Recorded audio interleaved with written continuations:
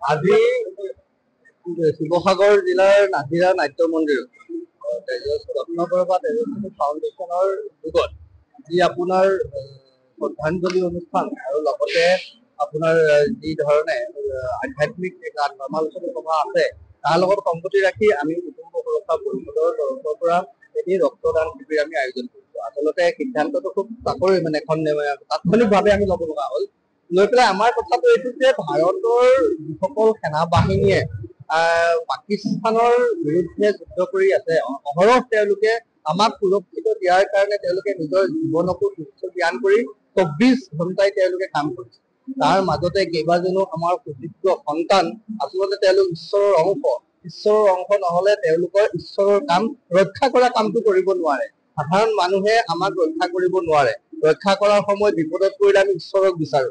এতিয়া মই কৈছো ভাৰতৰ সেনা বাহিনী, নৌসেনা, স্থলসেনা, বায়ু সেনা প্ৰত্যেকজনে যিসকল ইয়াৰ লগত জড়িত হৈ আছে আমাক নিজৰ সুৰক্ষা প্ৰদান কৰিছে। তেওঁলোক একোজন ভগৱানৰ অংশ, ভগৱানৰ দূত। তেওঁলোক সুস্থ হৈ থাকক, তেওঁলোক বিজয়ী হৈ আহক। যিসকল ইতিমধ্যে শ্বহীদ হৈছে তেওঁলোকৰ আত্মাই সদ্গতি লাভ কৰক। আমি নোৱাৰো তাত গৈ যুদ্ধ কৰিব, আমাৰ সেইটো সৌভাগ্য নহল, তেওঁলোক সৌভাগ্যশালী। গতিকে আমি ইয়াৰ পৰা আমাৰ অকণমান ৰক্তদান প্ৰক্ৰিয়াৰে আমি তেওঁলোকক উৎসাহ যোগাব খুজিছো। তেওঁলোকৰ পৰিয়ালক আমি কৃতজ্ঞতা ধন্যবাদ জনাব খুজিছো।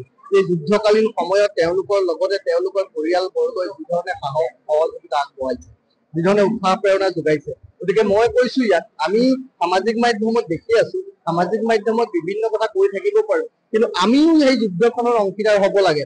ইয়াত ধৰ্ম ৰক্ষাৰ যুদ্ধ, ইয়াৰ অধৰ্মীসকলক ইয়াৰ শিক্ষা দিয়াৰ যুদ্ধ।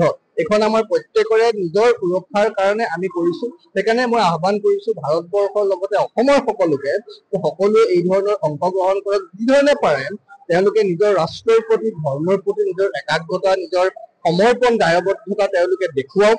আৰু আমি চেষ্টা কৰি ইয়াৰ পৰা আৰম্ভ হৈছে অসমৰ ঐতিহ্যমণ্ডিত জিলা শিৱসাগৰৰ নাজিৰাৰ পৰা, ইয়াৰ পৰা আৰম্ভ কৰিছো আমি সমগ্ৰ অসমতে এই প্ৰক্ৰিয়া আগুৱাই নিবলৈ আমি চেষ্টা কৰিম বুলি ভাবিছো।